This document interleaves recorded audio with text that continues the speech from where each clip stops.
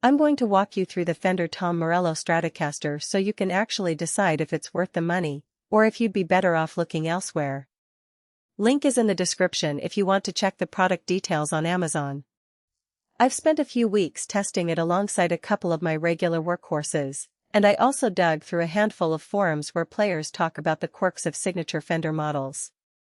What you'll hear here is less about glossy specs and more about what the guitar does when you plug it into a typical practice amp, a small gig rig, or even just your bedroom. First off, the biggest hesitation most people have with a signature model is whether the artist's personal tweaks actually translate into something useful for the average player. Tom Morello's tone is famously aggressive, full of whammy bar shimmies and unconventional pedal work, so the question is, does this Strat give you that edge, or does it feel like a painted-over standard? The answer is a mix of both. The body is the classic Fender Strat shape in a sleek black finish, and the Rosewood fingerboard gives a slightly warmer feel than the typical maple. Those details aren't just cosmetic, they affect how the guitar sits on the strap and how the strings respond to bends. In my own hands, the neck felt a touch slimmer than a typical American Series Strat, which made fast fretwork a little easier, especially when I was trying to emulate Morello's rapid-fire riffing. Now, let's talk about the pickups. This model comes with a set of single-coil pickups that Fender tuned to suit Morello's high-gain, effect-driven sound. In clean settings, the neck pickup offers a round, almost jazzish tone, while the bridge is bright enough to cut through a mix without sounding thin. When I cranked the amp to a crunchy overdrive, the bridge pickup held its own, delivering that biting edge you hear on Killing in the Name. The downside is that, like most single coils, you'll still pick up a bit of hum when you push the gain hard. If you're planning to use a lot of high-gain pedals, you might want to pair this guitar with a noise gate or consider a hum cancelling option later. A practical point that often gets glossed over is the routing for the tremolo system. The Tom Morello Strat uses a standard 6-point vintage-style tremolo, which is reliable but can be a little finicky if you like to dive bomb frequently.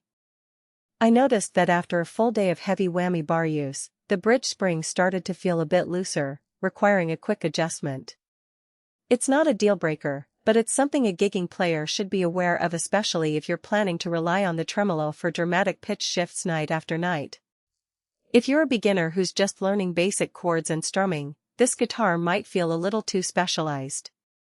The neck's slim profile is great for fast playing, but it can also be a bit slippery for smaller hands that haven't built up callus yet. Conversely, for an intermediate player who's already comfortable with a Strat shape and wants a platform that can handle both clean funk chops and gritty, effect-driven rock, the Tom Morello version is a solid step up. The signature aesthetic black body with the subtle Tom Morello logo adds a personal touch without being overly flashy, which is something a lot of fans appreciate when they're on stage. Value for money is where the conversation often splits. The guitar sits in a price bracket that's higher than a standard Player Series Strat but lower than most American Series models. What you get in return is the combination of a few artist-specific tweaks like the slightly shorter scale length and the particular pickup voicing plus the Fender brand reliability. If you already own a decent Strat and are just after a new look or a few tonal nuances, you might not feel the price jump is justified. However, for someone who's been hunting for a Morello-ish tone without having to buy a bunch of pedals and rig up a custom bridge, the built-in features actually save you money in the long run. Let's address the hidden trade-offs. The guitar ships with a standard set of strings, usually .009.042 gauge, which is great for shredding but might not suit players who prefer heavier strings for a thicker low end.